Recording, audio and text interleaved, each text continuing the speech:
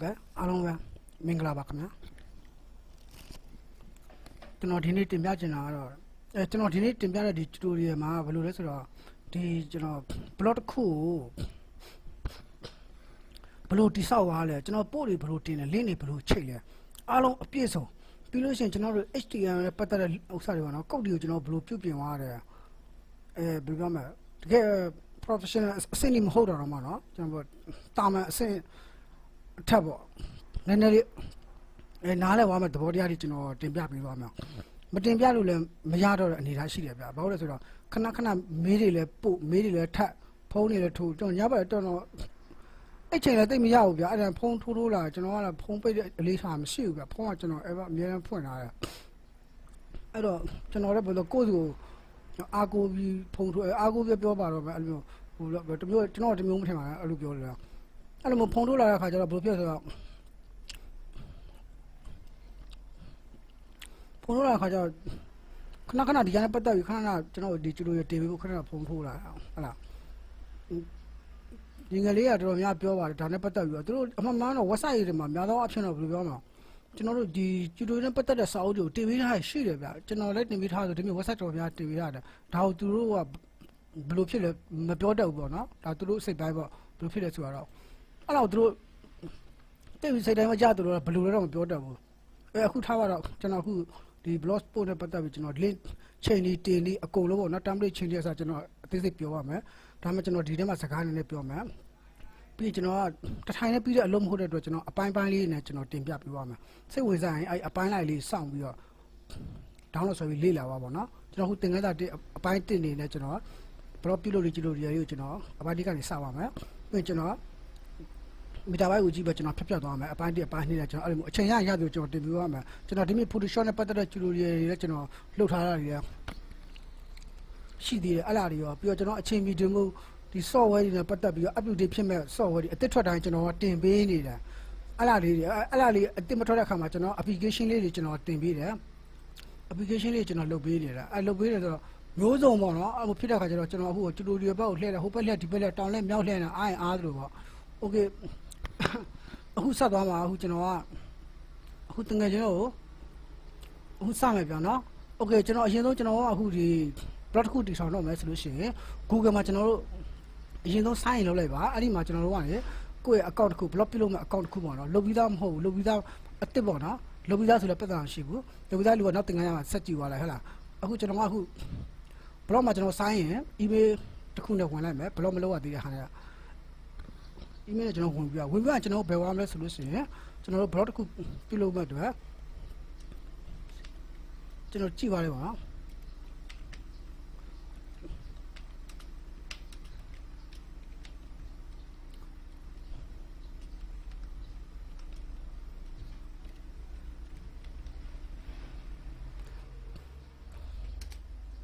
ကျွန်တော်ဒီ create new blog post ပေါ့နော်ကျွန်တော် blog တစ်ခုကျွန်တော်အသစ်တစ်ခုတည်ဆောက်မယ် create new တည်ဆောက်မဲ့အတွက်ကျွန်တော် blog တစ်ခုကျွန်တော်သွားမယ်အဲ့အတွက်ကျွန်တော်အခုဒီမှာ Google နဲ့ကျွန်တော်ရိုက်လိုက်မယ်ရိုက်လိုက်ပြီးကျွန်တော်အခုဒီကိုဝင်လာမယ်ဝင်လာပြီးကျွန်တော် blog တစ်ခုပြုလုပ်ဖို့အတွက်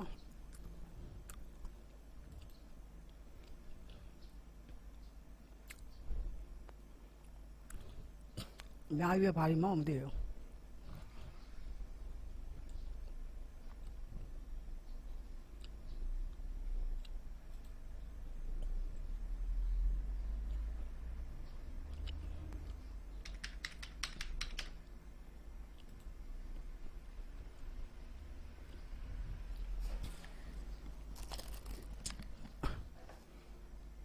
ကျွန်တော်အခုဒီမှာတကယ်လို့တေချာကြည့်သွားလဲပေါ့နော်တိတ်ရပြဿနာမရှိဘူးကျွန်တော်အင်္ဂလိပ်စာဆိုလို့ရှိရင်အင်္ဂလိပ်စာရေးပေးလိုက်ထိုင်းဆိုလည်းထိုင်းစာပေါ့ကိုတက်နားလဲဘာသာရေးပေါ့နော်ဒါမြန်မာစာတော့မရှိဘူးဗျ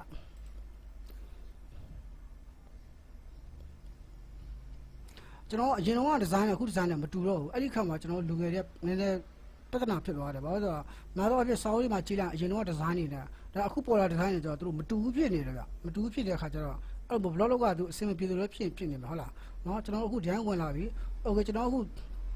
ထားမဲ့နာမည်ပါညာအကုန်လုံးကျွန်တော်ဒီမှာပုံလေးပါဟိုဖြစ်လို့ရတယ်ပုံလေးပါဟိုဖြစ်လို့ဒီမှာတင်လို့ရတယ်โอเคအခုကျွန်တော်ကအခု continue blog ဆက်သွားမယ် okay ကျွန်တော်တို့ဒါအခု blog တစ်ခုလုပ်ဖို့ကျွန်တော်တို့အခုဒါ plan တစ်ခုရပြီပေါ့နော်တစ်ခုကျွန်တော်တို့အတွက်တစ်ခုရပြီ blog တစ်ခုပြုလုပ်လို့ရပြီ okay အဲ့မှာ blog တစ်ခုလုပ်တာ तू အဲ့မှာအောက်မှာ तू တူတူရောပြထားတယ်ဘယ်လိုလဲဘာလဲညာလဲဆိုတော့ तू ကတစ်ခါလဲ तू ဒီမှာတန်းပြထားတယ် okay အဲ့ဒီစင်ထားရတော့ကျွန်တော်ကအခုမှ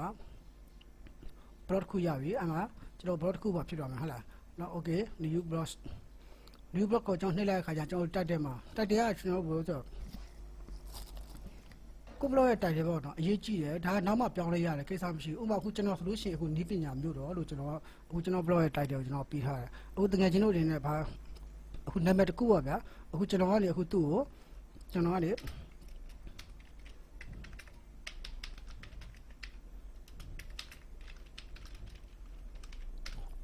ကျွန်တော်ရန်ကုန်သားကျူလို့ရဆိုတော့ကျွန်တော်တိုက်တယ်တစ်ခုပြလိုက်တယ်โอเคအဲ့မှာပြီးသွားကျွန်တော်နံပါတ်တစ်ခုပေါ့နော်ဒါနောက်ပိုင်းပြောင်းလို့ရတယ်ပြဿနာမရှိဘူးအခုဒီနေရာမှာကျွန်တော်ကသူ broad list တစ်ခုကျွန်တော်ယူမယ်ဟို file ဘာမှမသိဘူးကျွန်တော်အခုဒီမှာတစ်ခုယူမယ်ယူမယ်တော့အခုကျွန်တော် blog.com ပေါ့နော်ကျွန်တော် list တစ်ခုယူမယ် list တစ်ခုယူမယ်ဆိုတော့ကျွန်တော်အဲ့ဒီမှာကျွန်တော်အခုဘာ list ယူမယ်ယူမယ်ဆိုတော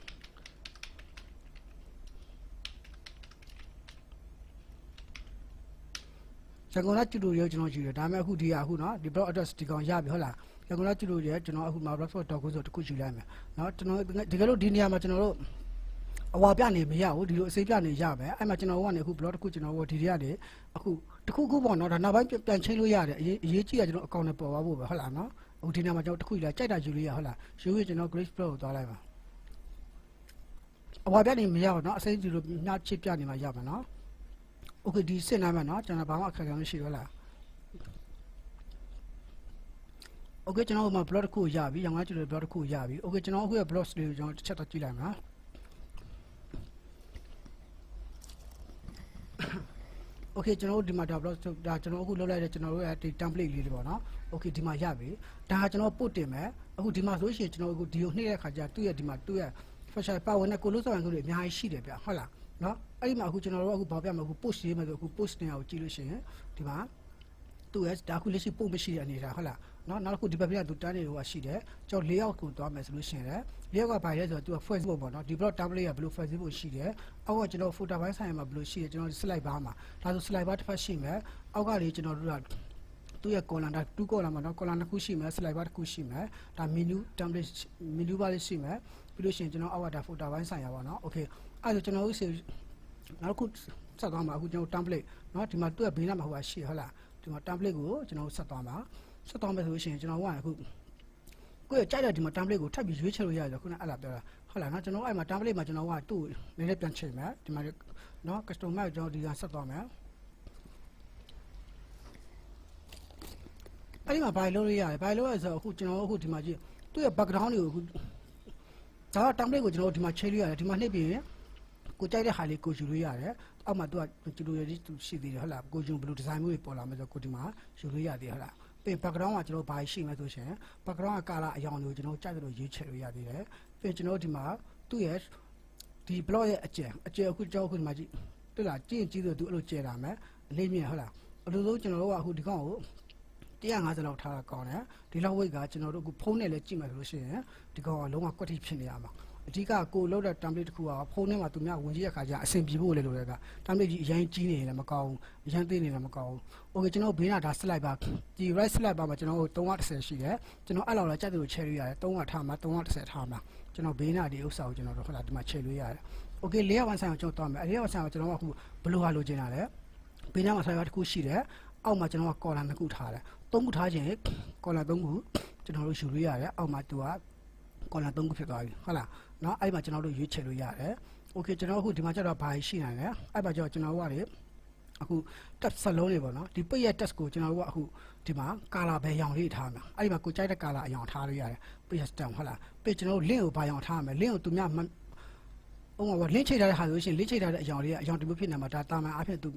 သူပုံမှန်လာတဲ့ဟာလေးပေါ့နော်အဲ့ဒါလေးကအပြာရောင်ကိုကအခု link ကကိုကကြိုက်တဲ့အရာကိုကျွန်တော်တို့ထားလို့ရတယ်ဟုတ်လား blog ရဲ့ကျွန်တော်တို့တိုက်တယ်ပိုင်းဆိုင်ရာတို့ဒီမှာမြားလာပြီဒါဆိုအဖြူနဲ့ဒီမှာအဖြူဟုတ်လားအဖြူမှာကျွန်တော်တို့ကအခုဒီမှာအခုဒီရောင်လေးထားမယ်ဆိုလို့အဲ့ဒီရောင်လေးပြောင်းရမယ်ဟုတ်လားအမဲဆိုလို့ရှိရင်သူအမဲရောင်လေးသူပြောင်းရတယ်ဟုတ်လားနောက်အဖြူဆိုလည်းအဖြူရောင်ကျွန်တော်တို့ကြိုက်တယ်လို့ပြောင်းလို့ရတယ်ဟုတ်လား okay ဒီမှာ test ကျွန်တော်ဒီမှာ blog မှာရေးလိုက်တဲ့ကျွန်တော်စာသားတွေရဲ့ test အရောင်ကျွန်တော် color ပါရောင်ထားကြတယ်ဟုတ်လားပြီးတော့ဒီကျွန်တော်ဒီတက်ရဲ့ background ရဲ့ပို့ရဲ့ title တွေပြီးတော့ဒီ date ရဲ့ header ရအစအကုန်လုံးပြောင်းလဲလို့ရတယ်ဟုတ်လားနော်ဒီမှာကျွန်တော်တို့အခုလာပြောင်းမယ်ကျွန်တော်တို့ကြိုက်တယ်လို့ကလီလို့ရတယ်ဟုတ်လားအားလုံးအဆင်ပြေပြီကိုကြိုက်တဲ့ရွေးချယ်တော့မှကျွန်တော်တို့ကဒီမှာအဲ့ပိုင်းကျွန်တော်နှိပ်ရုပ်ပဲဒီအောင်မနေမချင်းကျွန်တော်တို့ဥစ္စာကိုဒီမှာအောက်မှာကျွန်တော်ဝင်ကြည့်လို့ရတယ်အဆင်ပြေလားအဆင်ပြေတယ်ဆိုတော့မှ okay ကျွန်တော်တို့ဒါကိုနှိပ်လိုက်ရုပ်ပဲဟုတ်ပြီလားအခုတော့ကျွန်တော် blog ပိုင်းကျွန်တော်ဆက်သွားမယ်โอเคအားကြောင့်အခု post ကိုအရင်သွားမှာဘာလို့ဆိုတော့သူက plain ဖြစ်နေ plain ဖြစ်နေတော့တိတ်ကြည့်မကောင်းကျွန်တော် post တစ်ခုတင်ရမယ် post တစ်ခုတင်မှဆိုရှင်ကျွန်တော်ဒီမှာ post တော့နှိပ်လိုက်တယ်ပြီး blog တစ်ခုရေးမှာဟုတ်လားရေးမယ်ဆိုကျွန်တော်ဒီမှာခဲရန်လေးတာနော်အလွယ်ကူဆုံးပြတယ်ခဲရန်လေးကျွန်တော်နှိပ်လိုက်တယ်နှိပ်လိုက်တဲ့အခါကျတော့ရှင်ကျွန်တော်ဘာဖြစ်မလဲဆိုတော့အခုမှ post တစ်ခုရေးဖို့ကျွန်တော်ကြာလာပြီဟုတ်လား post တစ်ခုရေးမှာကျွန်တော်အနည်းဆက်ဆုံးနဲ့ဗျာအခုကျွန်တော်စီကအခု copy ယူတဲ့နည်းလေးပေါ့တစ်ခါပြောသွားလိုက်မယ် copy ရဲ့တော့အခုကျွန်တော်အခုဒီကောင်လေးကိုနှိပ်ပြီးကုန်သွားလိုက်ဗျာအခုကျွန်တော်ဒီပုံလေးပေါ့ဟုတ်လားဒီပုံလေးကိုကျွန်တော်ကနေ save email လုပ်လိုက်တယ်โอเคဒီမှာ save email လုပ်ပြီးလို့ရှိရင်ကျွန်တော်ကနေဟိုဒီကောင်လေးကိုပေါ့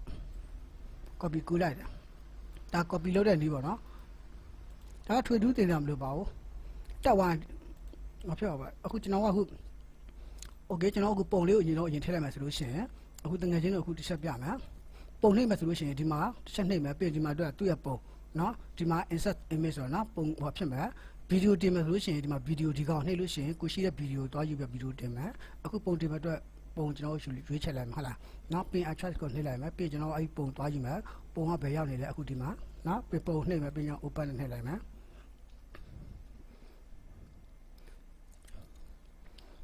โอเคပုံပေါ်လာပြီပုံချက်နှိပ်မယ်ပြီးကျွန်တော်ကဒီမှာနော် slash နှိပ်ပါဒီကောင်နှိပ်ပြီးတော့မှကိုဟောဖြစ်မဲ့ပုံပေါ့နော်အဲ့ပုံနှိပ်ပြီးကျွန်တော်ကဒီမှာနှိပ်လိုက်မယ်ပြီးအခုပုံပေါ်လာပြီအဲ့ပုံရဲ့အကြီးသေးကိုလည်းကျွန်တော်ပုံပေါ်မှာတစ်ချက်နှိပ်မယ်နှိပ်ပြီးကျွန်တော်ကအခုမှရကြပုံကြီးထားမှာလားဟုတ်လား original site တိုင်းမှာထားမှာလားဒါမှမဟုတ်ကျွန်တော်ကနည်းနည်း medium အလဲလဲလောက်ပဲထားမှာလားပြီးနည်းနည်းလေးကြီးမလားအဲ့ဒါပုံပေါ်နှိပ်တာနဲ့ဒီဟာလေးပေါ်လာမယ်အဲ့ဒီမှာလည်းကျွန်တော်တို့ကဒီမှာအောက်ကကြိုက်လို့ရွေးချယ်သွားလို့ရမှာဟုတ်ပြီနော်ဒါပြီးရင်ကျွန်တော်ကခုန copy ကူးလာတာအားလေးကို text လေးကို copy ကူးလာတာကိုဒီမှာတစ်ချက်နှိပ်မယ်ပြီးရင် right click နှိပ်ပြီးကျွန်တော် paste လုပ်လိုက်ရင်ဒါခုနကျွန်တော်ကူးလာတဲ့စာသားလေးဒီမှာပေါ်လာပြီโอเคเนาะရှင်းတယ်เนาะโอเคကျွန်တော်အပြည့်ရင်ကျွန်တော်တွေ့ရခေါင်းစဉ်မှာအခုကျွန်တော်ဆိုလိုတာဒီလိုမျိုးပါဒီပို့နဲ့ပတ်သက်တဲ့ခေါင်းစဉ်ကိုအများသူကစိတ်ဝင်စားဖို့လိုတယ်ဗျပို့တစ်ခုရဲ့ခေါင်းစဉ်ကလည်းအရင်အရေးကြီးတယ်ပို့လေးရဲ့ခေါင်းစဉ်တွေကလည်းအများသူကကြီးလိုက်စိတ်ဝင်စားဖို့လည်းလိုတယ်အဲ့မှာကိုယ့်အကိုဒီမှာရေးပါလို့ရတယ်ဟုတ်လားနော်ဟုတ်ပြီဒါဆိုကျွန်တော်အခုပို့တစ်ခုတော့ကျွန်တော်ပြီးသွားပြီပြီးသွားခါကျကျွန်တော်ကဘာလုပ်မလဲကျွန်တော်ဒီပို့မှာကျွန်တော်ပုံလေးကအများကြီးထည့်အောင်မယ်စာရလည်းအများကြီးရေးမယ်ဆိုလို့ရှိရင်တခုရှိတာကျွန်တော်တို့ကဒီ post ရဲ့ကျွန်တော်ဒီ page ခုပါဗျာဒီ page ခုလုံးပါပေါ့နော်ဒီ page ခုကသူ့ရဲ့ original 900 cover လောက်ပဲသူကပေးတာအဲ့ဒီမှာခါကျဘာဖြစ်လဲခါကျတော့ကိုကပုံတွေအများကြီးတင်တယ်အများကြီးတင်တဲ့ခါကျပို့တွေကကိုတင်တော့အပြည့်မပေါ်ဘူးမပေါ်တဲ့ပြဿနာအဲ့လားပဲဘာလို့ဆိုတော့ကိုကဒီမှာပို့တစ်ခုမှာပုံတွေအများကြီးတင်ထားတယ်ဆိုလို့ရှိရင်ကျွန်တော်ကသူ့ကို remove ခံရမယ် line ဘာလေးချပေးရမယ်အဲ့တော့ဘယ်လိုချရမလဲကိုချတဲ့နေရာကျွန်တော်ကတစ်ချက်နှိပ်လိုက်မယ်နှိပ်ပြီးရင်ဒီမှာသူ့ရဲ့ပုံလေးကိုကြည့်နော်ဒီ jump break ဆိုကျွန်တော်နှိပ်မယ်အဲ့ကောင်ကိုနှိပ်လိုက်ရင်သူဒီမှာ line တိုက်ပြီးထားတယ်โอเคကျွန်တော်ဒီအောက်မှာပုံတွေကြောက်တော့ထားလို့ရစာရေးကြောက်တော့ထားလို့ရပြီဒါပေမဲ့သူ့ရဲ့မူရင်းမှာအခုကျွန်တော်တို့ပြတယ်လို့သူဒီလောက်ပဲပြမယ်ဘာကြောင့်ဆိုဒီနေရာအထိကိုကျွန်တော်ဖြတ်ခဲ့တဲ့အတွက်သူကဒီနေရာလောက်ပဲသူပြပေးမှာဟုတ်ပြီလားเนาะဒါ remove ခံတယ်လို့ခေါ်တယ်เนาะโอเคဒီမှာเนาะဒါဆိုလို့ရှိရင်ကျွန်တော်တို့ကတင်မှပို့တွေအကုန်ပေါ်မယ်တင်မှပို့တွေမပေါ်ဆိုရှင်တော့ကျင်းသေးတယ်ကျွန်တော်ဒီနေရာမှာပြဿနာဖြစ်ပြီဘာဖြစ်လဲဆိုလို့ရှိရင်ကျွန်တော် remove မခံလို့ပဲဟုတ်လားကျွန်တော်ဒီနေရာမှာ channel ပြီး remove ခံလိုက်โอเคဒါဒီ save ဘိုင်းနားလည်ပြီเนาะကျွန်တော် remove ခံတဲ့ save ဘိုင်းပုံတင်ပြီးပါပြီအဲ့မှာကျွန်တော်ဒီအောက်မှာပုံတွေကြက်တော့ထည့်လို့ရတယ်ပြီးစာကြက်တော့ရေးလို့ရတယ်ဒါပေမဲ့အပေါ်နားမှာတော့ကျွန်တော်တို့ကစာနည်းနေတာဒီပုံတော့ကကျွန်တော်နှိပ်ပြီးရှင်ကျွန်တော်ဒီမှာတောင်းနှိပ်ပြီး remove ခံပေးရမယ်ဟုတ်ပြီเนาะဟုတ်ပြီကျွန်တော်တို့ကအခုကဟုတ်ပြီဗီဒီယိုတင်မှာဆိုရှင်လည်းဒီတိုင်းပဲကျွန်တော်တင်မဲ့နေရာမှာကျွန်တော်တစ်ချက်နေမှာတက်ပြီးကျွန်တော်တို့ဒီမှာဗီဒီယိုဟုတ်လား insert ဗီဒီယိုကျွန်တော်နှိပ်လိုက်ရင်သူကပေါက်သေးပေါ်လာမှာအဲ့ကြောင့်ဗီဒီယိုကိုကဒီမှာနှိပ်ပြီးလို့ရှင်ကိုဗီဒီယိုဘာမှထားလဲ desktop မှာလားဘာမှထားတဲ့နေရာကိုတွားယူပြီးခုနတိုင်းပဲအဲ့ဗီဒီယို select ပြီးတော့ကျွန်တော်နှိပ်တာနဲ့သူဒီမှာဗီဒီယိုသူ upload လုပ်နေပြီ upload လုပ်တော့ခဏစောင့်နေလိုက်ကိုဇက်ကားရဲ့အရှိပေါ်ဘူးဒီကသူကြားမယ်ဒါပေမဲ့တစ်ခုရှိတာကကျွန်တော်ဗါလဲဆိုတော့ဗီဒီယိုဇက်ကားတွေကသူကအလွန်ဆုံးသူ90မီတာပိုင်းတော့ပဲသူတင်လို့ရတယ်ဗျကျွန်တော်တို့ browser မှာအများကြီးတင်လို့မရဘူး60တဲ့ကြောင်ကတင်လို့အဲ့ရကျွန်တော်ကဗီဒီယိုကားတွေကို file ချုပ်ပြီးတော့ကျွန်တော်တင်ရတာမျိုးရှိတယ်ဥပမာ200လောက်ဆိုပေါ့200ဆိုလို့ရှိရင်ကျွန်တော်က90 85လောက်ဖြစ်အောင်ဘယ်လို file ချုပ်မလဲ file ချုပ်တဲ့ compressor တွေကျွန်တော်တင်ပေးတာရှိတယ်အဲ့တော့အဲ့ဒါမှာ ကျွန်တော် file ချုပ်ပြီးကျွန်တော်တင်တယ်ဒါပေမဲ့အများဆုံးအဖြစ်ဒီမှာ blog တင်အဆင်မပြေဘူးပြကျွန်တော်ဘာလို့ hosting site တွေမှာကျွန်တော်တခုခုမှတင်ပြီးတော့မှဒီမှာပြန်တင်မှရမှာဒါကြီးတင်ဖို့ဆိုတော့သူက original 60လောက်ပဲရမှာအလွန်ဆုံး60တဲ့ကျွန်တော်ပို့တင်လို့မရဘူးအဲ့လိုမျိုးတချို့ကမေးတယ်စကားတွေမှာဘာဖြစ်လို့သူ blog တွေမှာပေါ့နော်တနားကြီးစကားတွေတင်ကြည့်တယ်တင်လို့မရဘူးလုံးဝမရဘူးဗျကျွန်တော်ရတဲ့ blog ကဒါ free ပေါ့နော် free ဆိုတဲ့အရာတွေမှာတတ်မှတ်ချက်တော့ရှိတယ်ဗျနော်ကောင်းတော့ကောင်းတယ်တတ်မှတ်ချက်ရှိတယ်အဲ့တော့ကျွန်တော်တို့ကမရဘူးဗျမရတဲ့ခါကျတော့ကျွန်တော်ရောင်း fund ရမှာနီးလန့်ရှိတယ်အဲ့ဒီစေပိုင်းနောက်ပိုင်းကျွန်တော်နောက်ပိုင်းကျူတူတွေမှာကျွန်တော်ရှင်းပြပြသွားမယ်ဟုတ်ပြီလားနော် okay အခုဒီမှာကြည့်မယ်အခုဒီမှာနော်ကျွန်တော်ပြီးသွားပြီ blog တစ်ခုပေးသွားပြီဒါမှကျွန်တော်ဒီ blog ကိုကျွန်တော် label တက်ကြမှာဗျ label တက်ကြမယ်ဆိုအခုဒီမှာကျွန်တော်ကဒီကောင်ကိုဘယ်လိုပုံပေးမလဲဒါ Android နဲ့ပတ်သက်တဲ့ဥစ္စာဟုတ်လား Android နဲ့ပတ်သက်တာဆိုကျွန်တော်ကအခုဗာပေးမယ်ဆိုဒီမှာဟုတ်ပြီ A L O ဟုတ်လား A M D R O N D Android ဒီကောင်ကို application A P P L I A D N O application or Android application ဟုတ်လားဒီကောင်ကိုနှိပ်လို့ရတယ် or Android application မှာဝင်ကြည့်လိုက်ရင် application နဲ့ပတ်သက်တဲ့ပို့တွေအကုန်ထွက်လာမယ်ဖုန်းနဲ့ပတ်သက်တဲ့ဟာဟုတ်လားအဲ့တော့မှကိုကကျွန်တော်ကကြိုက်တဲ့ label နောက်တစ်ခုထပ်ရေးလို့ရသေးတယ်ဒီမှာနောက်တစ်ခုထပ်ရေးလို့ရဒါပထမတစ်ခုပြီးသွားနောက်တစ်ခုထပ်ဘာရေးရမလဲဆိုကျွန်တော်ကအခုဒါ flat on call ဟုတ်လားဒါဆိုရှင် Android call နဲ့ပတ်သက်တာလားဘာလဲကိုကြိုက်တာနာမည်ပေးလို့ရဟုတ်လားဒါဆိုရှင်ကျွန်တော်က AMDR Android ဒီကောင်ကို Android နဲ့ပတ်သက်တဲ့ call ဒါဆို label တစ်ခုဖြစ်သွားပြီဟုတ်လားဒီမှာကျွန်တော် label ကြက်တော့ထားလို့ရနော်ကြက်တော့ယူလို့ရတယ်ရှိတဲ့ label ခေါ်ယူဟုတ်လားကဲ okay ကျွန်တော်ပြီးသွားပြီပြီးသွားကျွန်တော်ဘာလုပ်ရမလဲဒီဥစ္စာကိုကြည့်မယ်ဒီဥစ္စာဘာလို့ကျွန်တော်အချိန်တစ်ခုသတ်မှတ်ပြီးတော့တင်မယ်ဆိုရင်ဒါဆို automatic နဲ့သွားပြီဟုတ်လားဒီကအချိန်တစ်ခုသတ်မှတ်ပြီးတင်တယ်အခုမှ8နာရီပေါ့ဗျာဒီပို့ကျွန်တော်က9နာရီမှပေါ်သေးကြည့်လို့ရှိရင်စက်တိုင်းကိုနှိပ်မယ်နှိပ်ပြီးကျွန်တော်ကသူ့ကို9နာရီဆိုတဲ့အချိန်ကိုကျွန်တော်တို့ပြောင်းပေးရမယ်ဟုတ်ပြီလား9နာရီဆိုတဲ့အချိန်ကိုကျွန်တော်တို့ပြောင်းပေးရမယ်တကယ်လို့ကျွန်တော်က automatic ဆိုတော့ automatic ပဲသွားမယ်တော့ဟုတ်ပြီလားနော် okay ကျွန်တော်အခုပို့တစ်ခုကျွန်တော်ဒီကောင်ကိုတင်ကြည့်လိုက်မယ်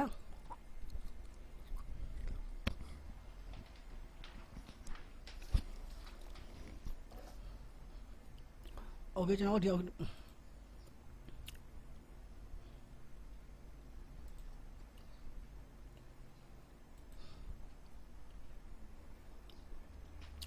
ျွန်တော်အခုဒီမှာနော်ပို့တစ်ခုတင်တော့မယ်ဆိုအခုမှပြန်ဒီနားမှာ publish ဆိုတာရှိရနော်အဲ့ကောင်နှိပ်ပြီးကျွန်တော်တို့တင်တယ်တကယ်လို့ကျွန်တော်ကအခုဒီ post လေးကိုကျွန်တော်ကဟာစာသားတွေနည်းနည်းလိုတယ်ကွာနည်းနည်းလိုကျွန်တော်ပြန်ပြင်ချင်ဘာလုပ်မလဲပြန်ပြင်ချင်မယ်ဆိုကျွန်တော်တို့ edit ကိုနှိပ်မယ် edit ကိုနှိပ်ပြီးရင်ကျွန်တော်တို့ဒီမှာပြန်ပြင်လို့ရတယ်ကိုယ်စိတ်ကြိုက်ပြန်ပြင်ပြီးတဲ့ခါကျရင်ကျွန်တော်တို့ဒီမှာ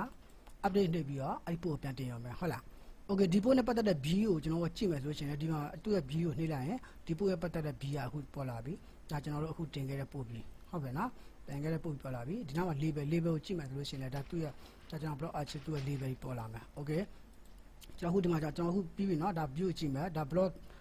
ဒါဒီပို့ရဲ့ကျွန်တော်က view ကိုတော့ကြည့်တယ်အခုဒီ blog ကိုကျွန်တော်တော့ပြန်ကြည့်မယ် blog ကိုနှိပ်မယ်ဒါ blog မှာအခုကျွန်တော်ဒါ remove ခံထားရတယ်ဟုတ်လားနောက်အခုဒီရန်လေးပေါ်လာပြီဒီလောက်ပဲပေါ်မှာ okay ကျွန်တော်ဒီဘက်ဘေးမှာကြည့်မယ် blog archive ရှိတယ် label မရှိဘူး label မရှိတဲ့ခါကျကျွန်တော်ကဒီကောင် label ထုတ်ရမယ်အဲ့တော့ကျွန်တော်က layout ကိုသွားမယ်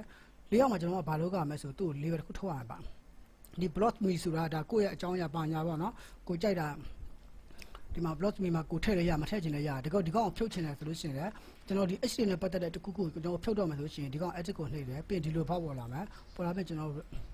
လုံးမှုဆိုတာကျွန်တော်နှိပ်လိုက်ရမယ်ဟုတ်လားဒါဆိုဒီတစ်ခုကိုကျွန်တော်ဟုတ်လားနော် okay ကျွန်တော်ကနောက်တဲ့ layout တစ်ခုကိုထည့်မယ်ဒါမှမဟုတ် code တွေထည့်မယ်ဘာပဲထည့်မယ်ဆိုလို့ရှိရင်ကျွန်တော် slide bar မှာထည့်မယ်ဆိုလို့ရှိရင် slide bar ဒီမှာဒီကောင်နှိပ်ပြီးယူပါမယ်ဒီကောင်ဒီအောက်မှာထည့်မယ်ဆိုအောက်မှာယူမယ်ဘေးမှာထည့်မယ်ဆိုဘေးမှာယူမယ်ဟုတ်လားကိုကြိုက်တဲ့နေရာမှာအခုဒီမှာထည့်ပြီးတော့မှဒီမှာဆွဲသွားလို့ရပြဿနာမရှိဘူးအခုကျွန်တော်ကဒီမှာတစ်ခုနှိပ်လိုက်မယ်ကျွန်တော်စီမှာ label မရှိဘူး label မရှိရင်ဒီလိုပေါ်လာမယ်ပေါ်လာကျွန်တော်ကဆင်းသွားလိုက်မှာလားဆင်းသွားပြီးကျွန်တော်တို့ဘာယူမယ်သူ့ label တစ်ခုယူမယ်အဲ့ဒီတော့ကျွန်တော်က label ကိုကြည့်မယ် okay ဒီမှာ label တွေ့တဲ့ခါကျရင် okay ဒီမှာနှိပ်လိုက်မယ်okay label မှာကျွန်တော်က all label ဒီတိုင်းပဲထားမှာเนาะဒီတိုင်းပဲထားပါမယ်ကျွန်တော်ဒီ show number ကိုတင်တဲ့ဒီ post နဲ့ပတ်သက်ပြီး post ဘယ်နှခုရှိလဲဆိုတော့ကျွန်တော်ပြချင်ရင်ကျွန်တော်ဒီနာအမှတ်ချက်မယ်ဒါပေမဲ့ post ယူတယ်မပြချင်ဘူး post ပဲပြချင်တယ်ဆိုလို့ရှိရင်ဒီမှာအမှတ်ချက်ဖြစ်ဟုတ်လားဒီ label မှာကျွန်တော်တို့ကအခုဒီမှာကိုကြိုက်လို့ရေးရတယ်ကိုကြိုက်တာ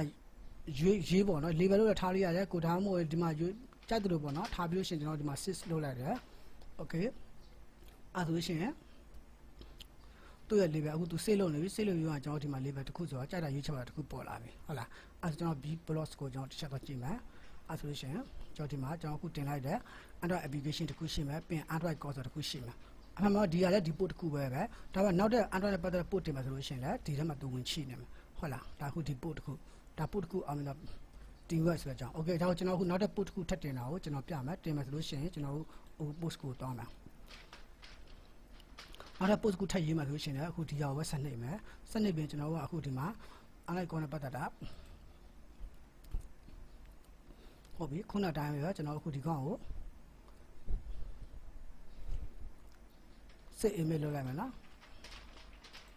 okay save email လုပ်မယ်ကျွန်တော်ကကျွန်တော်အခုဒီတိုင်းလေးပဲကျွန်တော်ကူးချသွားလိုက်မယ်ဗျာ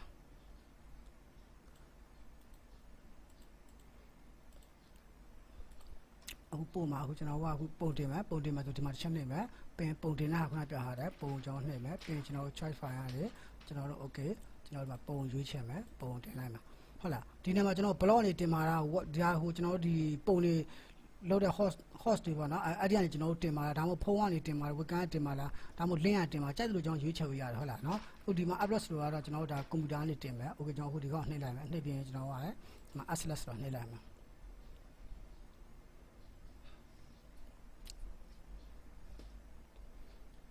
တခါတလေပေါ့လမ်းကြောင်းအဲ့လိုမျိုးဖြစ်တတ်တာလည်းရှိတာโอเคကျွန်တော်အခုဒီမှာရပြီ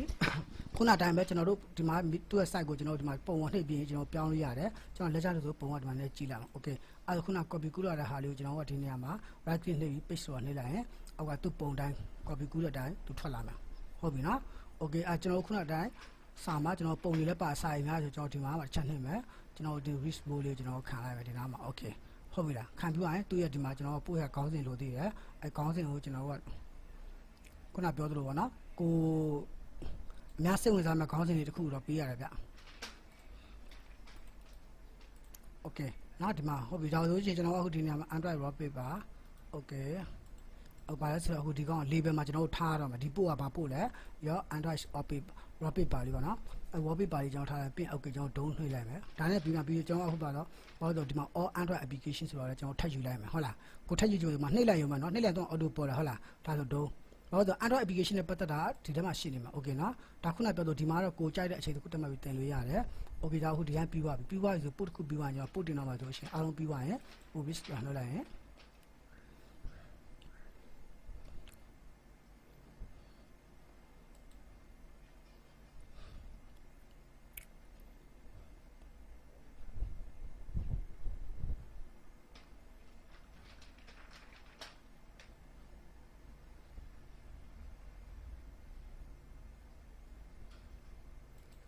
ကြာလိုက်တာကွယ်ကာဆန်နဲ့လည်းရှောက်တာအာယောနာတာโอเคဒါအခုမှပို့နှစ်ခုဖြစ်သွားပြီဟုတ်လားကျွန်တော်ဒါ vplus ကိုကျွန်တော်တို့ဒီမှာသူ့ရဲ့ vplus မှာကျွန်တော် refer လုပ်ကြည့်မယ် refer လုပ်ကြည့်မှာကျွန်တော် f5 ပါเนาะ keyboard နဲ့ f5 ကိုကျွန်တော်နှိပ်လိုက်မယ်โอเค refer လုပ်လိုက်တဲ့အခါကျရင်သူကကျွန်တော်ဒီမှာပြဟိုဟာဖြစ်နေပါလားဒီ upload တင်ထားရ file ကြီးတွေပေါ့เนาะ firmware ပါအမှ upload တင်ထားတယ် tutorial upload တင်ထားဆိုတော့လမ်းဟိုမှာတစ်ဖက်မှာအရန်ဆွဲနေနောက်တစ်လုံးမှာနောက်ကွန်ပျူတာမှာအရန်ဆွဲနေအားကြောင့်အော်ဒါတော့ခု main point မှာကျွန်တော်အခုပို့နှစ်ခုရှိပါပြီဒီမှာပေါ်လာပြီဟုတ်ပြီနော်သူကလည်း read ကိုခံရတယ်ဖတ်ချင်တဲ့သူက read ကိုပြဖတ်အောင်ပဲ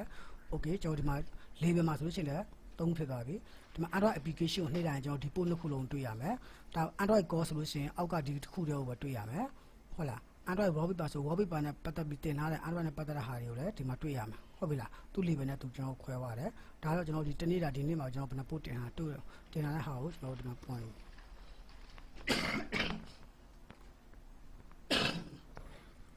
okay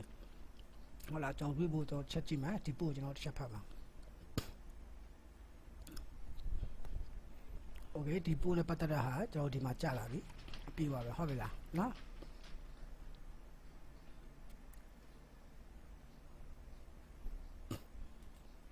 โอเคကျွန်တော်တို့အခုဒီမှာပို့နှစ်ခုရပြီဟုတ်ပြီလားနော်ဒီမှာပို့နှစ်ခုရပြီအဲ့ပို့နှစ်ခုမှာကျွန်တော်တို့ဟိုပို့တင်တဲ့အစိပ်ပိုင်းကျွန်တော်ပြီးမှုစိပ်ပိုင်းတွေရပြီအဲ့တော့ကျွန်တော်တို့ကလည်းအခုဒီပို့ကိုအခုပါထက်လုံးလားအခုပို့နှစ်ခုတင်ပြီးသွားပြီတင်ပြီးတဲ့အခါကျရင်ကျွန်တော်ကဒီပို့ကိုကျွန်တော်ကလည်းအခု template တွေချိန်တော့မယ် template ချိန်မယ်နောက်မှကျွန်တော်လိုအပ်ချက်တစ်ဖက်နဲ့ကျွန်တော်လာသွားမယ်နော်အခုလောလောဆယ်မှာအခုကျွန်တော်ဒီပို့နှစ်ခုရသွားပြီကျွန်တော် template block ကိုချိန်မယ် template ချိန်တဲ့အခါကျရင်ဘယ်လိုချိန်မလဲကျွန်တော်ဒီမှာ template ကိုသွားမယ် template ကိုအခု template ကိုသွားတော့မယ်ဆိုအခုကျွန်တော် template ကိုနှိပ်မယ်နော်နှိပ်ပြီးတဲ့အခါကျရင်ကျွန်တော်တို့ကနေအခု template တစ်ခုကိုချိန်တော့မယ်ဆိုအရင်ဆုံးကျွန်တော်တို့ကအခုလက်ရှိရှိနေတဲ့ template ကိုကျွန်တော်တို့က backup လုပ်ထားဖို့လိုတယ်အဲ့တော့ကျွန်တော်ဒီမှာ backup restore ရှိတယ်အဲ့ဒါဘာလဲဆိုတော့ကျွန်တော်အခုဒီမှာနှိပ်လိုက်မယ်နှိပ်တဲ့အခါကျတော့ရှင်ကျွန်တော်တို့က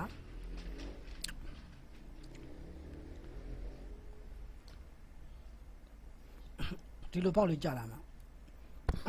အဲ့တော့ကျွန်တော်ကဒီ template ကိုကျွန်တော်က download ဆွဲထားမယ်ဆိုကျွန်တော် full template ပေါ့နော်ဒီကောင်လေးကိုနှိပ်လိုက်မယ်နှိပ်လိုက်တဲ့အခါကျတော့ရှင်သူဒီလိုပေါ်လာမယ်ပေါ်လာရင်ကျွန်တော်ကဒီမှာ save file နဲ့ okay နှိပ်ပြီးတော့ download ဆွဲထားရုံပဲအဲ့ဆိုလို့ရှင်ကိုယ့်ရဲ့ download ဆွဲတဲ့ file မှာသွားကြည့်ပါဒီကောင်ရှိနေမှာဟုတ်လားနော်မှားသွားရင်ဒီကောင်ပြန်ပြီး restore ပြန်လုပ်လို့ရဟုတ်လားနော် okay အဲ့ကျွန်တော်ကဒီမှာ template ကိုကျွန်တော် download ဆွဲထားတယ်အခုကျွန်တော်က template download ဆွဲတယ်ပြန်ပြီး upload လုပ်မှာဆိုလို့ရှင်ကျွန်တော်ဒီမှာလုပ်ရမယ်ဒီကောင်မှားသွားပြန်ပြီးဘာဖြစ်ဆိုလို့ရှင်ခုနဥစ္စာကိုပဲကျွန်တော်ဒီမှာ upload ပြန်လုပ်လို့ရမှာဟုတ်လားအခုကျွန်တော်ကအခုဒီမှာနောက်တဲ့ template တစ်ခုကိုချိန်မယ်ချိန်မဲ့ခါကျ upload template ဘယ်လိုချိန်လဲဆိုလို့ဥစ္စာကိုကျွန်တော်ခုနအခုပြမယ်အရင်ဆုံးကျွန်တော်ကနေ website တစ်ခုကနေကျွန်တော်ကနေ download ဆွဲလိုက်တယ် download ဆွဲလိုက် template တစ်ခု download ဆွဲလိုက်ဆွဲတဲ့ template ကဘယ်လိုဖြစ်လာမလဲဆိုရှင်ဟောဒီကို file လေးတစ်ခုရမယ်နော်ဒီအာရတဲ့ file တစ်ခုရအဲ့ကောင်လေးကျွန်တော်ကဖွင့်လိုက်မယ်ဖွင့်တဲ့ခါကျတော့ရှင်သူ့ရဲ့အထက်မှာကြည့်လိုက်ဒီမှာ template ဒီမှာရှိပြီဟုတ်လားနော်အထက်မှာသူ့ရဲ့ social icon ဘာညာအကုန်ရှိရကျွန်တော်အခုဒီမှာပေါ့သူ့ရဲ့ဥစ္စာကိုဒီမှာကြည့်ပါအဲ့ကောင်လေးကျွန်တော်ကဆွဲထုတ်လိုက်မယ် desktop ပါဦး okay ဆွဲထုတ်လိုက်ပြီဆိုလို့ရှင်ဒီမှာတိတ်ပြီနော် okay အဲ့ဒါကျွန်တော်အခုဘာလုပ်မလဲဆိုလို့ရှင်ကျွန်တော်ကနေဒီကောင်ကို template ချိန်မယ်ဆိုတဲ့အတွက်ဒီဥစ္စာကိုပြန်လာမယ်ဒီကောင်ကိုကျွန်တော်နှိပ်မယ်နော်ဒီလိုပေါ့ပေါ်လာရင်အခုန template ကိုကျွန်တော် backup လုပ်ထားတာเนาะ template ကို backup လုပ်ထားတယ် okay ကျွန်တော်အခုဒါ template တစ်ခုချိန်တော့မယ်ဆိုကျွန်တော် upload browser ကိုနှိပ်မယ်ပြီးကျွန်တော်ခုန desktop ပေါ်မှာကျွန်တော်ခုန source ထုတ်ထားတဲ့ကောင်လေးကိုကျွန်တော်သွားယူမယ်ဒီမှာတွေ့ပြီအဲ့လောက်တစ်ချက်နှိပ်မယ်ပြီး open နှိပ်မယ် open နှိပ်ပြီးကျွန်တော်ဒီမှာ upload လုပ်မယ်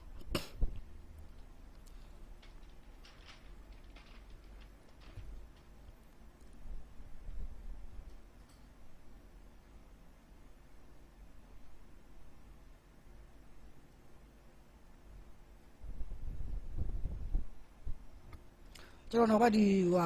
အပြည့်စုံပေါ့နော်အပြည့်စုံကျွန်တော်ရှင်းပြပေးပါမယ်တော့ setting ပိုင်းဆိုင်ရာမှာကျွန်တော်ဘယ်လိုလုပ်ပိုင်ခွင့်ရှိလဲအဲ့လားအခုလောလောဆယ်အခုကျွန်တော်အခုရှင်းပြတာအခု post တင်တာရယ်အခု template ချိန်သွားတာရယ်နော် setting ပိုင်းဆိုင်ရာမှာကျွန်တော် post တွေဘယ်လိုလုပ်ပါလဲဆိုတော့ကျွန်တော်ထပ်ပြီးရှင်းပြပေးပါမယ်အဲ့နောက်ပိုင်းကြည့်လို့ရမှာကျွန်တော်တစ်ချက်ဝက်ကြည့်နော်အခုဒီကောင် upload template ကိုကျွန်တော် upload လုပ်မှာဆိုလို့ရှိရင်အခုတကယ်ချင်းကြည့်နေတဲ့အတိုင်းပဲကျွန်တော် browser ကိုနှိပ်မယ်ပြီးလို့ရှိရင်ကို download ဆိုတဲ့ template ကဒီ exam လေးပေါ့နော် HTML ဒီ exam လေးကိုကျွန်တော်ဆွဲထုတ်ပြီးအဲ့ကောင်ဒီ upload ကနေပြန်ခေါ်လာမယ်ခေါ်ပြီးကျွန်တော် upload ဆိုတော့နှိပ်ရုံပဲပြီးကျွန်တော်ခဏစောင့်နေလိုက်အမှကျွန်တော်ဒီလိုပဲကျွန်တော်လည်းဟိုမှာ firmware တွေမှာအလုံး8 GB လောက်ရှိတယ်ကျွန်တော်ဇာတ် upload လုပ်ထားတာ upload လုပ်ဆိုတော့ဟိုဘက်ကွန်ပျူတာမှာလုပ်ထားဆိုတော့ဒီဘက်ကွန်ပျူတာမှာနည်းနည်းလေးသူက connection လာကြာအဲ့လောက်ကြောက်ဖတ်ဆိုခဏပါ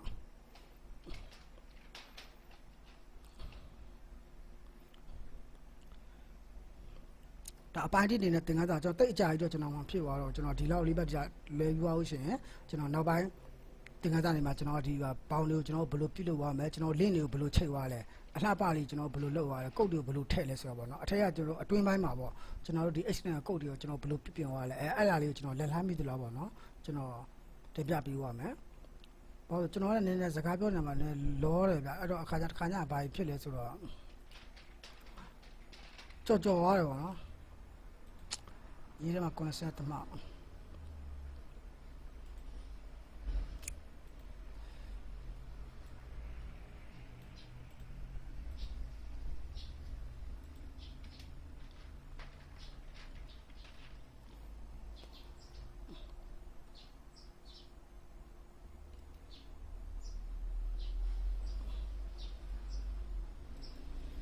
ဟိုဘက်မှာလည်းအများကြီးလိုသေးတာ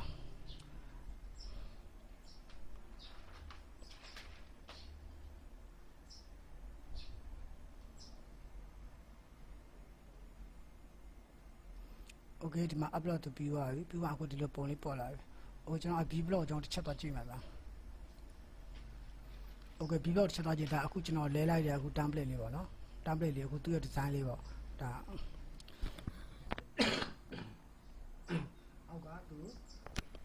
အောက်ကသူ column 3ခုပါမယ်ဒီ right slide bar တစ်ခုပါမယ်โอเคဒီမှာ proper post တွေပါနေဟုတ်လားကျွန်တော်အခုဒီမှာလို့ရှိရင်ဒါအခု post နှစ်ခုပေါ့နော် rainbow ဥစားဒါ post နှစ်ခုပေါ်လာပြီဒါခုနကျွန်တော်ဒါအခု template လဲလိုက်တဲ့အနေထားဟုတ်ပြီလားကျွန်တော်တို့ဒီမှာကျွန်တော်နောက်ပိုင်းဒီနေရာမှာ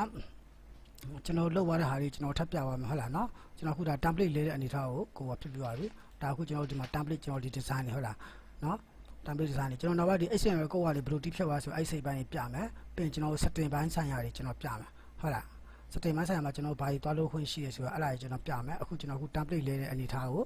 အစင်တော့ကိုကျွန်တော်အခုအရင်ပြပြပါပြီပြီး label ကိုကျွန်တော်ဘယ်လိုချိန်သွားမလဲ label ဥစ္စာတွေကျွန်တော်အလှဆုံးဘယ်လိုပေါင်းခတ်သွားမလဲ template ဘယ်လိုချိန်သွားထပ်ပြီးတော့ကျွန်တော်ထပ်ပြီးရှင်းပြပေးပါမယ်ဟုတ်လားနော် command တွေမှာဘယ်လိုရေးလဲဆိုတာဥလောတဲ့ပို့တင်တာနဲ့ကျွန်တော် link ချိတ်တာဥစ္စာကိုကျွန်တော်ရှင်းပြောရမယ်အခုနောက်တစ်ခုအခုကျွန်တော်ပြောချင်တာအခုဒီမှာ edit ပြန်ပြင်မယ်ဆိုအဲ့လောက်နှိပ်ပဲနော် edit ကိုနှိပ်ပြီးရင်ကျွန်တော်အခု link ချိတ်တဲ့တစ်ခုကဥမာပေါ့ကျွန်တော်တို့အခု download file တွေပေါ့နော်ဥမာ download file တွေကိုကျွန်တော်တို့ upload လုပ်ထားတယ် upload ဥမာတစ်ခုခုပေါ့ဗျာကျွန်တော်တို့ upload လုပ်လိုက်တယ်အခုကျွန်တော်တို့အခုပြောမယ်ဆိုလို့ရှိရင်ကျွန်တော်အခု media file မှာဖြစ်ဘာမှပဲဖြစ်ပေါ့ကွာအဲ့ကွာကျွန်တော်တို့ upload လုပ်ထားတဲ့ link ပေါ့နော်အခု download တစ်ခုဘယ်လို upload ချိရလဲဆိုတော့ကျွန်တော်အခုတစ်ခါလဲကျွန်တော်ရှင်းပြသွားလိုက်ပြရှင်းပြသွားပြီအခုဒီမှာပေါ့အခုဒီကောင်းရဖွင့်ကြအောင်မယ်ဆိုတော့ okay အဲ့ဒါကျွန်တော်ကနေအခုဘယ်လိုသွားမလဲဆိုတော့အခု solidify နေပါတော့အခုဟိုတခုကျွန်တော်အခုတခုပြပါမယ်အခု link တစ်ခုပေါ့ကျွန်တော်ဒီမှာ solidify မှာကျွန်တော်ကနေ upload လုပ်သွားတယ် upload လုပ်မှဆို solidify မှာကျွန်တော်ကအခုဒီမှာဘာလို့မဆိုကျွန်တော်တို့ရှင် account တစ်ခုရင်ရှောက်ရပြီဆိုလို့ရှိရင်ကျွန်တော်တို့အခုဒီ panel ကိုရောက်သွားတဲ့ခါကျရင်ကျွန်တော်တို့ဒီမှာသူ့ရဲ့ဒီ folder တွေကိုကြိုက်တယ်လို့ခွဲလို့ရတယ် my file မှာအခု file manager လို့ရှိရင်အခု my file တစ်ခုရှိမယ်ကျွန်တော် android ထားမယ် software ထားမယ်ပြီးနောက်ကိုဘာထားခြင်းလဲအဲ့မှာတစ်ခုထပ်ဒီမှာ grade new folder တစ်ခုလုပ်ပြီးတော့ကျွန်တော်ကြိုက်တာထားလို့ရတယ်ဟုတ်လားနော်ပြီးကိုတက်ဆိုင်ရပါ android နဲ့ပတ်သက်တဲ့နေရာမှာကျွန်တော်တင်လို့ရတယ် software နဲ့ပတ်သက်တဲ့နေရာမှာဟုတ်လားအခုတော့အခုဒီကောင်တစ်ခုပြန်မှာအခုဒီမှာဒီကောင်ဆိုတော့နော်ဒါအခုကျွန်တော် upload လုပ်ထားတယ်ပေါ့နော်သတင်းစာတစ်ခုကျွန်တော် upload လုပ်ထားတယ်ကျွန်တော်အဲ့ကောင်နှိပ်လိုက်မယ်ဒါ upload လုပ်ပြီးရတဲ့ခါကျတော့ရှင်ကျွန်တော်ဒီကောင်ကိုဒီမှာပေါ်လာပြီသူ့ရဲ့ downlink ကကြာလာပြီဟုတ်ပြီလားသူ့ရဲ့ downlink ကကြာလာပြီဆိုအခုဒီမှာ downlink ပေါ့နော် downlink ဆိုသူ့ UI ရှိတယ်အဲ့ဒီ link လေးကိုကျွန်တော်ကဒီမှာ copy ကူးလိုက်ပြီဟုတ်လား download ဆွဲတယ်နော် copy ကူးလိုက်ရင်ကျွန်တော်ကအခုကဘယ်သွားမလဲဆိုလို့ရှိရင်ဟိုဒီနေရာမှာဒီ download ဆိုတဲ့နေရာမှာ okay ကျွန်တော်အခုဒီမှာတစ်ခုလုပ်လိုက်မယ်ကျွန်တော်အခု click to download here လို့ကျွန်တော်အခုဒီမှာစာရေးလိုက်ပြီစာရေးကကျွန်တော် link ဘယ်လိုချိန်မယ်ဆိုတာကျွန်တော်ဒီအဲ့ကိုချိန်မဲ့ link ကိုဆက်လက်ပေးလိုက်တယ်ဒီမှာ link ချိန်မဲ့ဆိုဒီမှာဆက်လက်ပေး download လို့ရှိရင်ကျွန်တော်အခုဒီနေရာမှာ link ချိန်မဲ့ဆိုဒီနေရာမှာဆက်လက်ပေးဟုတ်လားအခုကျွန်တော်ဒီနေရာမှာ link ချိန်မဲ့ဆိုတော့ဒီနေရာလေးကိုကျွန်တော်ဆက်လက်ပေးလိုက်တယ်ဆက်လက်ပေးပြီးကျွန်တော် link ဆိုတာလေးကျွန်တော်နှိပ်လိုက်တယ်ဟုတ်ပြီလား link ဆိုတာလေးနှိပ်လိုက်ရင်ဒီလိုပေါက်လေးကြာလာမယ်ကြာလာကျွန်တော်အဲ့ဒီနေရာမှာခုနကျွန်တော်တို့ UI ခုန copy ကူးလာတဲ့ကောင်လေးကို bracket နှိပ်ပြီးတော့ paste လုပ်လိုက်မယ်အဲ့ဒီ link ကဘယ် link လဲဆိုကျွန်တော်အခုဒီမှာဒါကို copy ကူးလာတဲ့ linkဟုတ်လားနော်โอเคအဲ့ကြောင့်အဲ့ link ကို copy နှိပ်လိုက်ပဲနှိပ်ပြီးရင်ကျွန်တော်က new open text ဖွင့်ကြည့်ရင်ဒီနေရာမှာကျွန်တော်အမှတ်ချိပေးလိုက်အဲ့ဒီ link ကိုနှိပ်လိုက် new open text နဲ့သွားမှာဟုတ်ပြီနော်ဟောမသွားလို့ရှိရင်သူကဒီ code page ကြီးကပျောက်ပြီသူများအဲ့ downlink page ကြီးပေါ်လာမှာဟုတ်တယ်မလားအဲ့တော့ကျွန်တော်က new open text နဲ့ပေါ်မှာဆိုရင်ဒီကောင်ကိုနှိပ်လိုက်ရုံပဲနော်ပြီးကျွန်တော် okay နှိပ်လိုက်မယ်ဒါအခုဒီကဖြစ်သွားပြီဟုတ်လားပြီးရင်ကျွန်တော်ဒီမှာ update လုပ်လိုက်ပြီโอเคအဲ့ဒါကျွန်တော်အဲ့ဒီ post ကိုကျွန်တော်တစ်ချက်သွားကြည့်လိုက်မယ်ဟုတ်လား view နှိပ်ပြီးကျွန်တော် post ကိုတစ်ချက်သွားကြည့်လိုက်မယ်အဲ့ဆိုဒီမှာအဲ့ဒီ post ကပေါ်လာပြီပေါ်လာပြီးတော့ကျွန်တော်အခုချက်ကြည့်မယ်အခုသူများ download ဆွဲမယ်ဆို download နှိပ်လိုက်ပြီဟုတ်လား download နှိပ်တဲ့အခါကျရင် okay သူဘာဖြစ်လာလဲ new testnet တူပွင့်လာဟုတ်လားပွင့်လာလို့ရှိရင်ခုနကျွန်တော် link ချိတ်တယ် downlink ကဒီမှာပေါ်လာပြီဟုတ်ပြီနော်ဒါ downlink ဆိုတာဒီမှာပေါ်လာပြီ okay အဲ့ဒါဆိုတကယ်ချင်းအဲ့စိတ်ပိုင်းရှင်းတယ်နော် down link ချိတ်နေ okay ရှင်းတယ်နော်ကျွန်တော်ဒီနေရာမှာကျွန်တော် link ချိတ်နေlink ချိတ်တာခုနကိုပြောခုနကျွန်တော်ပြောသလိုကိုကြတဲ့နေရာကိုအရင်ဆုံးဆက်လက်ပေးလိုက်မှာဆက်လက်ပေးပြီးတော့ကျွန်တော် link ဆိုတော့နှိပ်လိုက်ရအောင်ဟုတ်လားနော်အခုကျွန်တော်ကအခုဒီမှာဒီဟာကိုဆက်လက်ပေးတယ်ဆက်လက်ပေးပြီးရင်ကျွန်တော်က link ဆိုတော့နှိပ်လိုက်ရအောင်ဟုတ်လားအဲ့ link ကိုထားခြင်းလေအဲ့ပေါ်ချက်နှိပ်ပြီးကျွန်တော် remove နဲ့အဲ့ link ကိုဖျောက်လိုက်ရတယ်အဲ့ဒီ link ကိုကျွန်တော်ထပ်ချင်းတယ်ဆိုတော့ change ဆိုတော့နှိပ်ပြီးတော့ကျွန်တော်ဒီနေရာမှာဒါကိုဖြတ်ပြီးနောက်တဲ့ link တစ်ခုထည့်လို့ရတယ် change ရဟုတ်လားနော် okay နော်ဒါဆိုငါတို့အဆင်ပြေပြီဒါ link ချိန်တာနော် okay နောက်ပိုင်းစိတ်ပိုင်းတွေကိုနောက်ပိုင်းသင်ခန်းစာကျွန်တော်ဆက်လက်ပြီးတော့အဆင်ပြေလို့ကျွန်တော်ပြပြပေးပါမယ်အခုဒီနေ့ကတော့ကျွန်တော်အခုဒီလောက်နဲ့ပဲကျွန်တော်တော်လောက်ပြီပေါ့နော်ဒီနေ့ကျွန်တော်ကလို့ဆိုကိစ္စကြီးလည်းရှိသေးတယ်โอเคဟုတ်လားဘလော့တမ်ပီဒီဒီဇိုင်းကတိတ်မလှသေးဘူးပြနောက်တော့တမ်ပီလန်လန်လေးတစ်ခုတော့ကျွန်တော်ထပ်ပြီးချိန်ပြပေးအောင်ဟုတ်လားနော်โอเคနောက်ပိုင်းဘယ်လိုလုပ်ရလဲကျွန်တော်ဒီဒုတ်တောင်မီနူးလေးတွဲလောင်းလေးကြာတာဘယ်လိုလုပ်ရလဲကျွန်တော်တို့ဒီ post လေးကိုဘယ်လိုလေးပေါင်ခတ်လဲ remote အလှဒီဇိုင်းလေးကျွန်တော်ဘယ်လိုဆွတ်ထည့်သွားလဲဒါတွေအစကျွန်တော်အကုန်တစ်ဖြည်းဖြည်းနဲ့ကျွန်တော်ပြပြဝေးရမှာဟုတ်လားနော်အားလုံးအဆင်ပြေမယ်လို့မျှော်လင့်ပါတယ်ကျွန်တော် blog ကိုလည်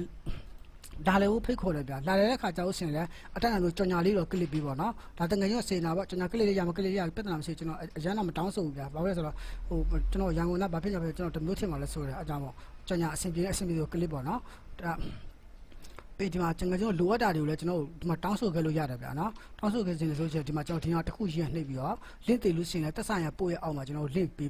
link တည်နေကြောင်းရေးပေးခဲ့ပါအဲ့ဒါမှကျွန်တော် link တည်ကြောင်းတည်မှာတောင်းဆိုနေတဲ့တခြားပြေဝပေါ့ software ရဲ့နာမည်ကိုတခြားရေးပြီးတော့ကျွန်တော်တောင်းဆိုပေးပါဟုတ်ပြီနော်ဒါဆို okay တကယ်ကျွန်တော်ဒီမှာ tutorial တစ်ခုမှာကျွန်တော်ဒီနေ့ကတော့ဒီလောက်နေပဲကျွန်တော်တော်လောက်ပြီနော်နောက်နေ့ကျွန်တော်အပိုင်းနှစ်နဲ့ကျွန်တော်ဆက်သွားပေးမယ် okay အားလုံးပဲမင်္ဂလာပါလို့နော်